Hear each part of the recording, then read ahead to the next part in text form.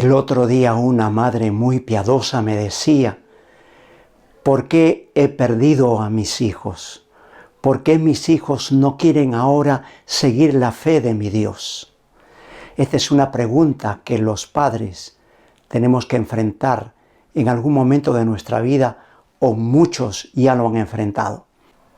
No tengo todas las respuestas, sin embargo en esta reflexión voy a dar algunas sugerencias.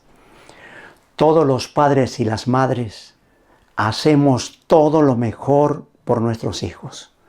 Lo hacemos con amor y le damos lo mejor que hemos aprendido y lo mejor que nos parece que les va a asegurar un éxito en la vida. Y sin embargo, nos equivocamos. Intentaremos responder a esta pregunta. ¿Por qué padres piadosos a menudo crían hijos que no continúan con esa piedad? Al contrario, se rebelan. La palabra de Dios nos contesta con la biografía de los reyes, donde aprendemos muchísimo. Segunda de Crónicas, capítulo 29, versículo 1. Ezequías tenía 25 años cuando subió al trono de Judá y reinó en Jerusalén 29 años. Él hizo lo que era agradable a los ojos del Señor, igual que su antepasado David. Ezequías, un hombre extraordinario que llevó a cabo reformas religiosas profundas, condujo un revivamiento en el pueblo. Él amaba a Dios. El Dios de Israel llegó a ser su Dios personal por experiencia propia. Fue él quien, ante la amenaza de la invasión asiria, confió en Dios, y 185,000 asirios fueron muertos por el ángel de Jehová que salió en respuesta a su humillación, su oración y su confianza total. Sin embargo, 4 capítulos después, encontramos otra narración. Su hijo Manasés toma el trono y dice en Segunda de Crónicas, capítulo 33, versículo 1. Manasés tenía 12 años cuando subió al trono y reinó en Jerusalén 55 años. Entró bien joven, bien adolescente, y fue uno de los reyes que más gobernó en el reino de Judá, entre el pueblo de Dios. Pero miren el contraste. Dice la Escritura, hizo lo malo a los ojos del Señor y siguió las prácticas detestables de las naciones paganas que el Señor había expulsado de la tierra al paso de los israelitas.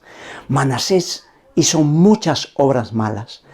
Metió en el templo del Señor donde se adoraba a Jehová, metió los ídolos de Baal. Construyó una cantidad de altares paganos en Judea, en todo Jerusalén. Y miren lo que dice el versículo 9. Manasés llevó al pueblo de Judá y de Jerusalén a cometer cosas aún peores de las que habían hecho las naciones paganas que el Señor había destruido cuando el pueblo de Israel entró en la tierra. Manasés ofreció sus propios hijos en sacrificio a los dioses cananeos, a los dioses de las naciones. Hizo perder al pueblo del Señor. De aquí a 2 lunes voy a hablar más de Manasés. Pero ahora quiero detenerme en este contraste entre Ezequías y Manasés. Ezequías, un rey piadoso. Manasés, su hijo, un rey impío. Pero aquí encontramos lo que muchos padres sienten ahora, lo que muchos padres están experimentando ahora. ¿Por qué mis hijos se desviaron de la senda? Y el propósito de este pequeño mensaje y de esta pequeña reflexión es poder ver algunos aspectos en los cuales podemos mejorar y alejar esta posibilidad de que nuestros hijos pierdan el derrotero con el cual los hemos formado? En primer lugar, el ejemplo. El cobrador, eso era antes, venía a la casa y el papá le decía al hijito, anda, dile que no estoy. Hoy suena el celular de última generación. El hijo contesta y es entonces la compañía que le está llamando y diciéndole, le van a cortar el cable a papá porque no está pagándose el cable de la televisión. Y el papá le dice al hijito, dile que no estoy en su oreja. El ejemplo. Nuestros hijos nos conocen mucho más de lo que pensamos y perciben cuándo estamos siendo fieles a nuestros principios y cuándo no. En segundo lugar, con frecuencia somos demasiado estrictos con nuestros hijos. El otro día una piadosa madre me decía, he procurado vivir conforme a todos los mandamientos de Dios en mi casa y en mi hogar. Y a veces nos olvidamos que antes de la obediencia a los mandamientos está el poder perdonador de Jesús y el poder transformador de Jesús. ¿Quién es el único que nos puede capacitar para decir, oh, cuánto amo yo tu ley, todo el día es ella mi meditación? ¿Quién es el único que nos puede capacitar? A este corazón pecador, a estas mentes propensas al mal, solo el Espíritu de Dios. Y muchas veces los padres somos tan exigentes con nuestros hijos que muchas veces los desanimamos. El apóstol San Pablo dice en el Nuevo Testamento, padres, no provoquéis a ira a vuestros hijos. ¿Y cómo provocamos a ira a nuestros hijos? Cuando simplemente no los aceptamos como son. No les mostramos nuestro amor incondicional y no les aseguramos con actitudes, palabras, con gestos corporales, abrazándolos y poniéndolos contra nuestro pecho y diciéndoles, te amo, hijita, te amo, hijito. A veces no les dedicamos el tiempo necesario. Estamos trabajando y muchas veces estamos haciendo la obra de Dios, pero ellos no llegan a ser nuestra prioridad. Descuidamos nuestra primera iglesia y no hemos dedicado el tiempo para formar su corazón. Nos han distraído los quehaceres profesionales. A veces hemos ido atrás de los negocios, del dinero.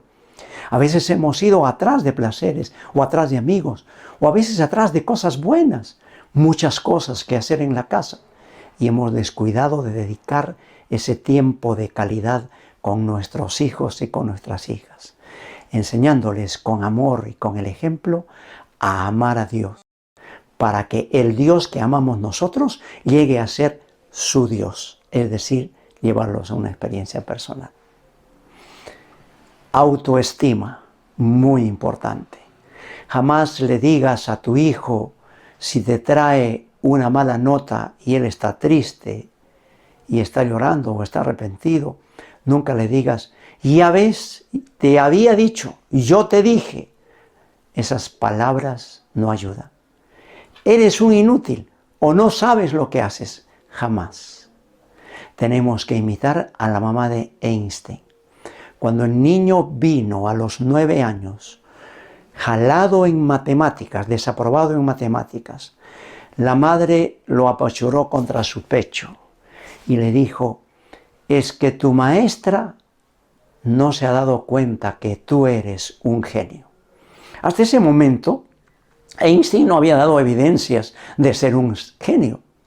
Sin embargo, la madre supo cuidar su autoestima. La autoestima es lo que tú piensas de lo que los demás piensan acerca de ti. Entonces, la autoestima de nuestros hijos es siempre ayudarles a pensar bien de ellos. Nosotros estamos formando la autoestima. Nosotros somos como Dios para ellos. Tenemos que aprobarlos, tenemos que estimularlos y tenemos que fortalecerlos. Einstein se la creyó y llegó a ser uno de los más grandes genios, uno de los más grandes matemáticos del mundo, que revolucionó la ciencia moderna con la famosa teoría de la relatividad. ¿Qué tenemos que hacer? Lo que dice el apóstol San Pablo en Efesios capítulo 5. No provoquéis a ira a vuestros hijos. Criemos a nuestros hijos con amor, con aceptación.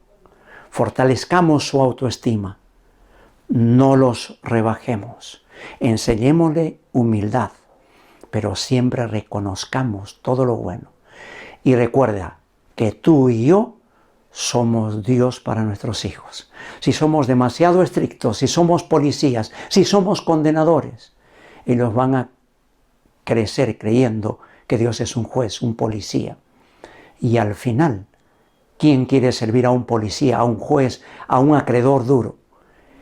Pero si mostramos el amor de Dios, el perdón de Dios, la aceptación completa, el amor del Señor, ellos van a continuar amando a Dios y van a ser del Dios que les enseñamos su propio Dios. Y si después de haber hecho todo lo que podemos hacer por nuestros hijos, ellos toman la decisión de apartarse de la senda de sus padres, los padres, aunque a veces tenemos que reconocer errores y tendremos que pedir perdón a nuestros hijos cuando sean grandes, debemos estar tranquilos y no vivir con un sentimiento de culpa para siempre. Porque en última instancia, nuestros hijos cuando llegan a ser grandes, toman sus propias decisiones. Y esas decisiones tenemos que respetarlas, aunque con frecuencia no estemos de acuerdo con ellos. ¿No es así que hace Dios con nosotros en su infinito amor? Sigamos demostrando nuestro amor a nuestros hijos que tal vez están rebelándose. Sigamos intercediendo por ellos y dejemos que Dios a su debido momento toque su corazón y los haga volver a su amor.